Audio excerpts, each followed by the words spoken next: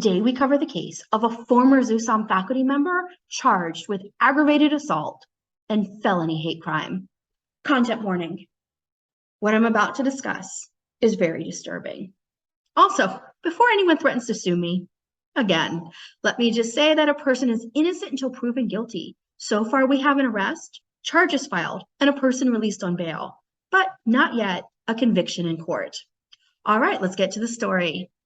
It begins in a parking lot outside of Chicago. A Black woman and her 7-year-old daughter, yeah, y'all, this is going to involve a child, were parked outside of a store waiting for the woman's mom to come out.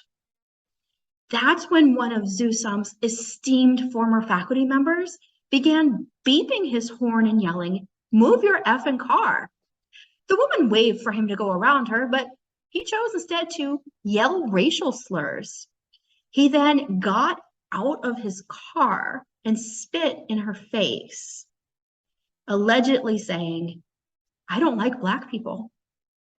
When he got back into his car, she got out to write down his plate number, at which point he started driving and nearly ran into her, but instead hit her car. You know, the car where the little kid was sitting. So anyway, before this man was terrorizing people at an American shopping mall, he was teaching medicine at the Aruba shopping mall. And he's best remembered as the only XUSOM faculty member to ever punch out Barry. Yes, when I was in Aruba, I heard all the stories about this former faculty member who on his last day, his last act was to punch Barry to the ground. Today, it was confirmed the name and mugshot of the Barry puncher, now charged with felony hate crime and aggravated assault. XUSOM first introduced us to this piece of shit back in summer of 2015 with the faculty welcome bio in the Xavier Times. 2 semesters later, this guy was still there in the Xavier Times faculty photo, palling around with Robbie and Dubé. I can't tell if he was still there in summer 16, but by August of 2016, there was a news story placing him in Indiana. So this guy was teaching medicine for 3, maybe even 4 semesters at XUSOM, which doesn't sound like a long time, but given the ridiculous turnover, that's pretty typical for a XUSOM faculty member. In fact, XUSOM, in all their brilliance, kept this guy longer than they kept me. While he was at XUSOM, he published this article representing the school.